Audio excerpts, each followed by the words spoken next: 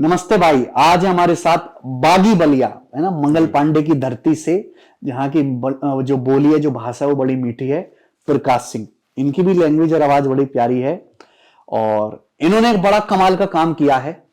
4 attempt इन्होंने SSC CGL के दिए, इसके अलावा उन्होंने और कोई पेपर अपने जीवन में नहीं दिया और पहले 2 अटेम्प्ट में इनका कोई सिलेक्शन नहीं हो पाया। 2022 यानी कि तीसरे अटेम्प्ट में इनको ऑडिटर की पोस्ट मिली, जिसकी अभी वो ज्वाइनिंग देने की बात कर रहे हैं और 2023 में इनकी ऑल इंडिया रैंक 4 आई है। पूरे भारत में चौथा स्थान इनका आया है और इनको पोस्ट मिली है एएसओ इन इलेक्शन कमीशन, चुनाव आयोग में असिस्टेंट सेक्शन ऑफिसर की पोस्ट। तो हम इनसे पूरी बातचीत करेंगे, क्या इनकी स्ट्रेटजी रही, उन्होंने पोस्ट कैसे ऑप्ट करी और 2 बार एग्जाम में फेल होने के बाद कैसे इनके अंदर इतनी ऊर्जा आई कि उन्होंने सीधा ऑल इंडिया में चौथी रैंक हासिल की। और ऐसे बच्चे जिनका कई बार से सिलेक्शन नहीं हो पा रहा है, वो अपने आप को 1-2 अटेम्प्ट के बाद ही डिमोटिवेटेड या दूसरों से कम आंकने लगते हैं, वो कैसे अपने आप को तैयारी में लंबे समय तक जो है लगा पाए जब तक वो उनको सफलता नहीं मिल जाती। ये पूरी स्ट्रेटजी आपके साथ जो है शेयर करेंगे इस वीडियो में। तो आपने ग्रेजुएशन में बीए की है जी, हिस्ट्री से? हिस्ट्री ऑनर्स आपने की है, तो मैथ्स आपका ठीक ठाक था पहले से? जी। मैथ्स में आपको कोई बहुत ज्यादा दिक्कत आई नहीं? दिक्कत नहीं आई थी जी। अर्थमेटिक एडवांस सब कुछ जब तक मैंने पेपर नहीं दिया, उसके पहले तो मैथ सही थी मेरी। हाँ। लेकिन जब मैंने पहला पेपर दिया तो पता चल गया कि नहीं इस पढ़ाई से तो नहीं होगा। हाँ जी, टाइमिंग नहीं हो पा रही थी, तो टाइमिंग मैनेज करने के लिए फिर मैंने क्लास वगैरह की आपकी। तो 2019 में आपने 0 to 0 वाला बैच ज्वाइन करा था? जी, पूरा पढ़ा था आपने? जी पूरा पढ़ा था मैंने, सारा परसेंटेज रेशियो, जी प्रॉफिट जी लॉस पूरे वैल्यूएशन। मेरे पास 6 या 7 नोटबुक होंगे उसके। रजिस्टर जी मैंने बना रखे हैं, एक पूरे सवाल A का? to Z क्वेश्चंस लिखता था मैं। अच्छा। क्योंकि 10+2 में ये होता है ना सर कि अलजेब्रा भी जो होता है लेंदी होता है, आपके करने का तरीका भी अलग होता है। अगर आप सीजीएल दे रहे हो तो आपको 1 से 2 मिनट के अंदर कर देना है, लेकिन वहाँ पे क्या था कि आप ट्रेडिशनल तरीके से कर रहे हैं सवाल, तो ये नहीं आता था सर। इसके लिए कोचिंग जरूरी थी, तो मैंने कोचिंग ली, फिर उसके बाद मैंने तैयारी अपनी शुरू कर दी। वो जो मोटे मोटे रजिस्टर थे आपके 6-7, क्योंकि उस टाइम मैथ 100 क्वेश्चन आते थे, 200 नंबर का पेपर होता था, मैथ बहुत बड़ा फैक्टर था, बहुत ज्यादा। तो ये सारे जो रजिस्टर आपने बनाए इनको कई बार रिवाइज किया? रिवाइज करता सर, जैसे कि कोई टेस्ट दे रहा मैं, उसमें कोई क्वेश्चंस ऐसे हैं जो मुझे याद नहीं आ रहा कि कैसे करें, तो फिर मैं रजिस्टर वगैरह देख लेता था, या वो ऐसे क्वेश्चन नहीं लिखे हैं मैंने, तो फिर मैं आपकी जो वीडियो होती थी उसमें देखता था इस तरीके सवाल आपने कहाँ कराए। अच्छा। बहुत सारे क्वेश्चंस होते हैं जो दिमाग से फिसल जाते हैं, जो याद नहीं आते हैं, लेकिन रिवीजन ऐसा चीज़ है सर कि आपको अगर हाथ आपका चलना शुरू हुआ, आपने इतने रिवाइज कर लिए हैं, हाथ शुरू हुआ चलना, तो फिर वो क्वेश्चन खत्म करने के बाद ही रुकता है। हाँ, इतने प्रैक्टिस तो मैंने की थी सर। पूरा बैच खत्म होने के बाद आपको कॉन्फिडेंस आया मैथ्स में? पूरे कॉन्फिडेंस आ गए थे, मुझे नंबर अच्छे आने लगे। मैथ्स में आपका स्कोर बढ़ा? जी। ओके। अर्थमेटिक ज्यादा बेटर पढ़ा है हमने कि एडवांस? दोनों बढ़िया है आपके तो। अच्छा। जी, क्योंकि मैंने वही किए हैं, कहीं और वगैरह मैंने देखा नहीं है। हाँ जी। उसके अलावा तो आपने मुझे कभी तो कोई वही बैच किया, लेके मैं दोबारा वही नहीं पढ़ा? नहीं, मैं कहीं से नहीं पढ़ा मैथ सर उसके बाद। केवल आपने मॉक टेस्ट बहुत लगाए? जी, उसके बाद मॉक टेस्ट लगाए कोचिंग के बाद। जी। अच्छा, इसके बाद फिर आपने इंग्लिश कैसे तैयार करी? इंग्लिश की तैयारी थी मेरी सर, ग्रेजुएशन में मेरी DU से थी ग्रेजुएशन, तो थोड़ी इंग्लिश सही थी और न्यूज़पेपर वगैरह भी पढ़ लेता था मैं। न्यूज़पेपर द हिंदू आता था उस टाइम पे, वर्ड भी लिख लेता था मैं, वर्ड वगैरह बहुत लिखता था सर उस टाइम पे। लिख के याद करते? लिख के बहुत सारे याद किए मैंने। ऊपर से जो टॉपर्स वगैरह से बात की मैंने, तो उस टाइम पे बोल रहे थे कि वॉल्यूम 2 पढ़ो नीतू मैम की, तो मैंने उसकी भी सारी सिनोनिम सारे याद कर लिए थे। इडियम्स भी मैंने बहुत सारे लिखे हैं, 800-900 इडियम्स लिखे हैं सर मैंने। अच्छा। एक डायरी बना रखी है, वो डायरी है मेरे पास, अभी भी लाई है, उसमें लिखा है मैंने सर। अच्छा, मेहनत बहुत करी है आपने? सर बहुत ज़्यादा।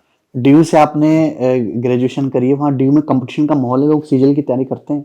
सीजीएल बहुत कम करते हैं सर, वहाँ पे लोग यूपीएससी करते हैं, ज्यादातर यूपीएससी करते हैं। केवल यूपीएससी करते हैं कि ढंग से करते हैं? नहीं, अच्छे लड़के भी हैं जो ढंग से करते हैं, अच्छे लड़के कुछ वैसे भी हैं जो करते हैं फिर छोड़ते हैं, करते हैं छोड़ते हैं, वैसे भी हैं।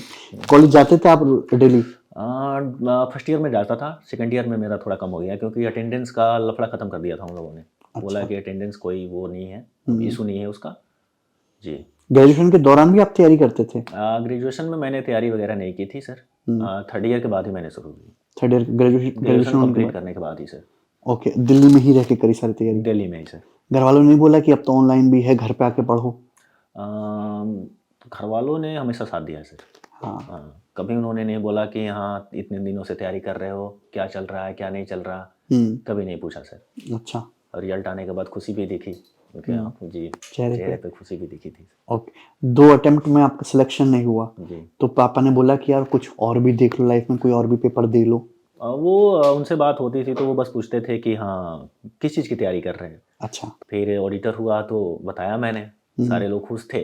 फिर तो चौथी रैंक आ गई सर 2023 में, तो फिर तो कहना बताया कि क्या, अब जब तो बताया तो सारे लोग एकदम ऑल इंडिया चौथी रैंक है। जी सर, सब खुश। बहुत खुश थे सर, बहुत सारे घर वाले खुश थे। मिठाइयाँ पूरा खरीद के लाए, पूजा वगैरह की, सबसे पहले जाके माथा टेक दिया मंदिर में। हाँ। जी बहुत खुश थे सर।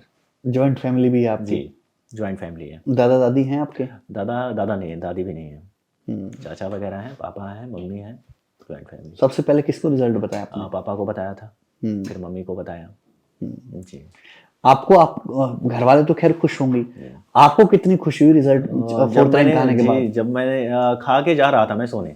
अच्छा। जी घर पे था तो जल्दी सो जाते हैं सब, गांव में तो जल्दी सो जाते हैं। तो मैं खा के गया था, अपने बेड पे बैठा ही था कि मैंने देखा कि टेलीग्राम पे रिजल्ट का आपने भी डाला, सबने डाला था। तो मैंने चेक किया, एक तो पूरे बदन में वो कपकपी सी हो गई थी कि क्या होगा क्या नहीं होगा, लेकिन ये था कि ऑडिटर है, चलो चेक कर लो, नौकरी तो है ही। तो चेक किया तो रैंक नहीं देखी थी सर। बस मैंने देखा था कि B08 है मेरा, और मैंने फर्स्ट प्रेफरेंस डाली थी मैंने सर। मैं बहुत खुश हो गया था सर, मुझे लगा कि अब क्या होगा। बहुत जी सर, कपकपी सी हो गई थी एकदम, शरीर पूरा कांपने लगा था। जाके दौड़ के सबको बताया घर पे। उसके बाद फिर आया, फिर देखने लगा, तब तक टेलीग्राम पे ही ऑडिटर वाले ग्रुप में एक लड़के ने बोला एक से कि तेरा रिजल्ट आ गया क्या? तो उसने बोला कि हाँ। तो रैंक देखी तूने? तो मुझे लगा कि हाँ मैंने तो रैंक देखी ही नहीं। मैंने फिर मैं फिर गया, फिर डाउनलोड किया उसको, फिर देखा मैंने तो रैंक 0004 रैंक थी सर। तो मैं तो सबसे पहले अपने दोस्त को मैसेज किया मैंने कि रैंक देखी तूने मेरी? तो बोला कि नहीं भाई तू बता दे। तो मैंने बताया कि 4, मेरी रैंक 4 है भाई ऑल इंडिया में। तो उसने बोला कि चल चल चल चल ठीक है, फिर मैं और सबको बता देता हूँ। जी सर। उसके बाद सो नहीं पाया था मैं रात को सर, पूरी रात सो नहीं पूरी पाए? रात नहीं सोया था। बड़ा मोमेंट था ये। जी बहुत बड़ा था सर, नींद नहीं आती। उसके बाद अब आपने फिर यूपीएससी का भी सोचा है? जी सर, उसके बाद मैंने सोचा है कि टफ है तो क्या हुआ, देना तो है। जी। शादी का नहीं सोचा है? शादी थोड़ा काम वगैरह कर लें, ऑफिस जाना आना शुरू करें, कुछ पैसे वगैरह हो जाएं, फिर फैमिली को भी तो देखना है सर। अभी आपको 2-4 साल पहले जॉब करनी है अच्छे से? जी सर, कुछ पैसे बचा लेने फैमिली वगैरह के लिए। बहुत ही स्ट्रगल किया है फैमिली वालों ने सर आपको पढ़ाने के लिए। फैमिली वाले तो स्ट्रगल करते हैं यार। तो इसके बाद आपको लाइफ टाइम अब दिल्ली रहना है? दिल्ली आपको रास आया, पसंद आया? दिल्ली मैं शुरू से रहा हूँ 2013 से, तो दिल्ली मुझे अच्छी लगी है सर। अच्छा। जी ऐसी किसी क्या खास बात है दिल्ली में बलिया से अलग? बलिया से अलग ये है कि यहाँ पे 24 घंटे लाइट रहती है। बलिया में लाइट नहीं रहती सर। मेरे यहाँ बलिया में भी लाइट आने लगी होगी 24 घंटे? नहीं नहीं अभी भी नहीं 16-17 घंटे तो होगी। हाँ 16-17 घंटे तो वो आती है दशहरे वगैरह के टाइम पे। अच्छा। हाँ कोई अगर दिवाली है तो उस टाइम पे आती है 16 घंटे, नहीं तो 12 घंटे भी मुश्किल से। गर्मियों में तो रहा नहीं जाता वहाँ पे। और मेरे यहाँ ये है कि पैसे की थोड़ी दिक्कत है, तो इन्वर्टर भी नहीं है मेरे यहाँ घर पे। अब आप इन्वर्टर लगवाइएगा? सबसे पहले मेरा यही है सर कि घर पे इन्वर्टर लगवाऊंगा, 2-4 कूलर खरीदूंगा घर वालों के लिए। जी सबसे पहले मैं यही सोचा मैंने। बढ़िया है।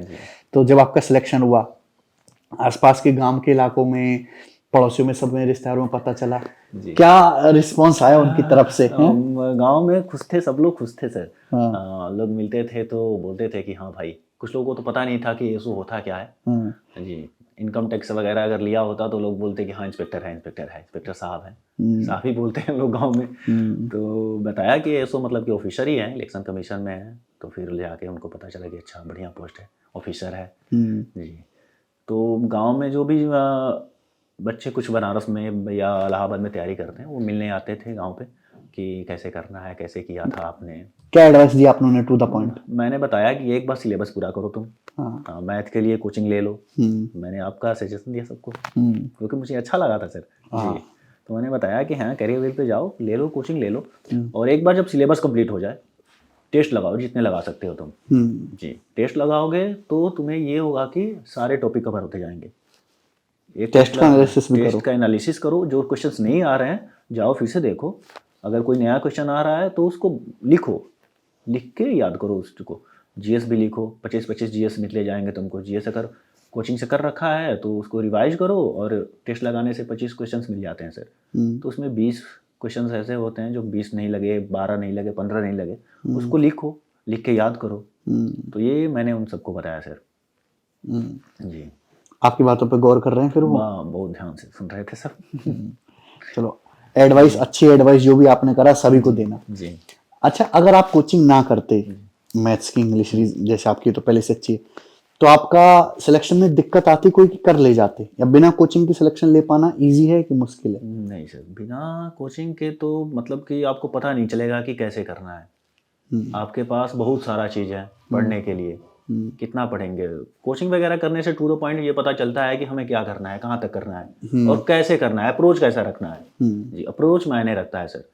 वहाँ पे आप ट्रेडिशनल वे में करते जा रहे हैं कोई भी क्वेश्चंस, आपको 4 मिनट, 5 मिनट, 6 मिनट लग रहे हैं, तो वैसे तो प्री भी नहीं होगा। और प्री का कट ऑफ इस बार का 150 गया है सर। हाँ, तो बताइए, इतना मुश्किल हो गया है, बिना कोचिंग तो फिर नहीं होगा, बिल्कुल नहीं होगा। कितना स्कोर बना है आपका टोटल? मेरा 346 बना है, 346 सर। 346। मैथ्स में कितना स्कोर आपका? 87 है सर। इंग्लिश में? इंग्लिश में मेरे 123 हैं। 123 जी है। सर। आप हिंदी मीडियम से? मीडियम मेरा 10+2 तक तो हिंदी ही था। हिंदी ही था। जी। ओके, फिर उसके बाद आपने डीयू में सारी इंग्लिश में की है? ड्यू में मैं शुरू में इंग्लिश हिंदी में ही था, क्योंकि थोड़ी टफ हो गई थी मेरे लिए तो इंग्लिश। फिर धीरे धीरे मैंने इंग्लिश में पेपर देने शुरू किए, फिर इंग्लिश को मैंने फॉलो किया जी से। रीडिंग कैसे सुधारी फिर इंग्लिश में? रीडिंग का ये था कि मेरे जो दोस्त थे वो तैयारी करते थे यूपीएससी, तो मैं उनकी जो वो लोग द हिंदू वगैरह मंगाते थे सर, तो मैं उससे पढ़ता था। और ड्यू में था तो बुक्स वगैरह भी इंग्लिश में थी, तो वो पढ़ता था मैं। तो इंग्लिश धीरे धीरे इंग्लिश पे कमांड होती चली गई। थोड़ा टाइम लगा, ऐसा नहीं है कि 2-4 महीने में ही इंग्लिश आपकी सही हो जाएगी। टाइम लगा, लेकिन टाइम देना भी पड़ा सर। टाइम दीजिए, आपका सब कुछ सही हो जाएगा। बच्चे एक सवाल पूछते हैं, सर 6 महीने में सीजीएल कैसे निकालें? सीजीएल कैसे निकालें बिना पढ़े? तो ये कैसा लगा? आप बिजनेस करें फिर। वो तो नहीं होगा। बिजनेस शुरू कर दें आप। हाँ जी। इसके अलावा आपने कोई अपना जो है बैकअप भी बना रखा था, सेकंड बैकअप की, अगर सीजीएल नहीं हो पाया, मुझे अपनी मनचाही पोस्ट नहीं मिली, तो मैं ये काम करूँगा? मैंने कोई पेपर नहीं दिया था सर। जी, मेरा था कि मुझे सीजीएल में जॉब ले लेनी है, कहीं भी कुछ भी मिल जाए मुझे। एक जॉब मुझे चाहिए थी सर। उसके लिए मेरे 2 साल बर्बाद हो गए, 2 अटेम्प्ट बर्बाद हो गए। उसके बाद मुझे लगा कि नहीं भाई, 2021 का मैं बताऊं सर, मैं जब प्रेफरेंस भर रहा था वहाँ पे टियर 3 के रिजल्ट के बाद, तो मैंने प्रेफरेंस डाली थी B03 से शुरू करके सब कुछ, अच्छा, C54 तक वैसे डाल दी थी। और मेरे पास में जो बैठा था बंदा, उसकी 2019 की उसकी ग्रेजुएशन थी, मेरी 2016 की थी। वो मेरे पास बैठा था, उसने प्रेफरेंस में डाला था B03, B05, B08, B12 और एक और B21। ये 5 ऑप्शन उसने भरे थे सर।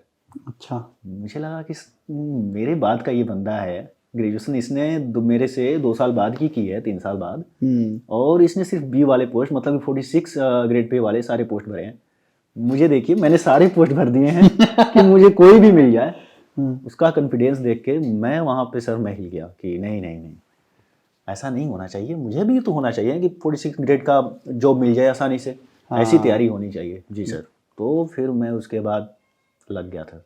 टर्निंग पॉइंट था ये? जी, वो मेरी टर्निंग पॉइंट थी सर।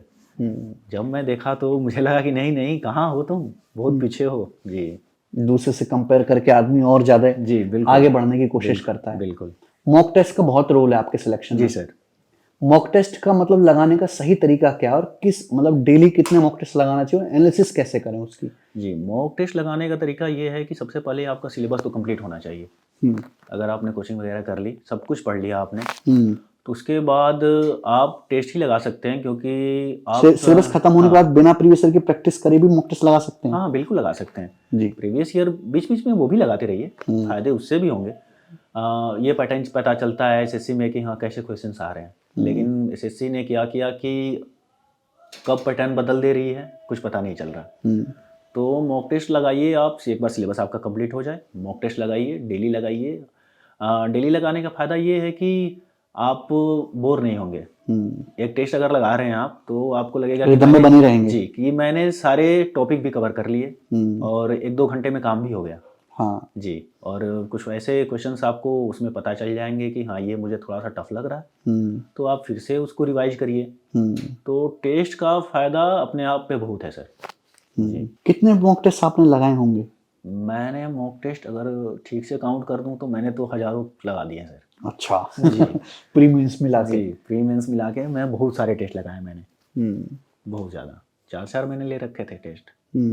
मॉक टेस्ट बहुत जरूरी है फाइनल सिलेक्शन के लिए। जी बिल्कुल, बिना मॉक टेस्ट नहीं होगा।